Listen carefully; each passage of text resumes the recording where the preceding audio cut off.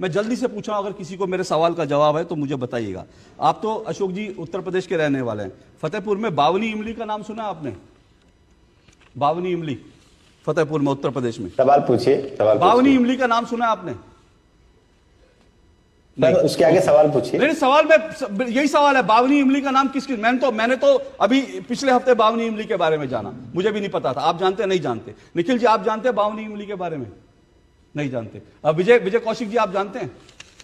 नहीं जानते। नहीं, अब सुनिएगा, ये जो खड़गे जी दिन रात जो छाती ठोकते हैं ना, आजादी हमने दिलवाई, बावनी इमली जो है इस देश में नहीं जानते लोग, क्योंकि बच्चों को पढ़ाया नहीं गया बावनी इमली क्या है।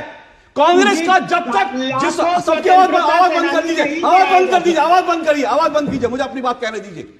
यही इस देश में हो रहा है। इस देश में जब किसी और स्वतंत्रता सेनानी की बात करो तो निखिल जैन जैसे लोग और कांग्रेस के जो लोग हैं वो इसी तरह से चिल्लाते हैं, क्योंकि उनको लगता है कि खानदान ने ही आजादी दिलवाई, एक खानदान ने, एक पार्टी ने दिलवाई।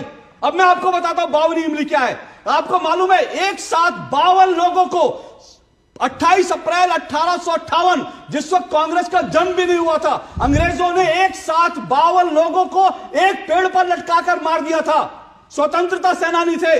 पूरे स्वतंत्रता संग्राम के इतिहास में, कांग्रेस के पूरे स्वतंत्रता संग्राम के इतिहास में कांग्रेस के 52 लोग फांसी पे नहीं चढ़े, लेकिन एक दिन 52 लोग फांसी पे चढ़े थे। और इतिहास की किताबों में और इस देश को यह बताया भी नहीं जाता कि एक दिन अंग्रेजों ने 52 क्रांतिकारियों को फांसी के तख्ते पे झुला दिया था और 1 महीने तक उनके शव लटके रहे थे। उनके शव को किसी को हाथ लगाने की इजाजत नहीं थी। इस देश में बावनी इमली के बारे में आप नहीं जानते, लेकिन आप नेहरू जी के नाम पर, इंदिरा जी के नाम पर, राजीव के नाम पर, इन सबके दर्शन के नाम पर दुनिया भर की चीजें। मैं इसलिए कह रहा हूं, ये जो भारत के स्वतंत्रता सेनानियों के साथ ये जो घोर अपराध हुआ है, गांधी नेहरू परिवार ने जो अपराध किया है, उसके कारण आज वो दावा नहीं कर सकते कि हम अम्बेडकर के बड़े भक्त हैं।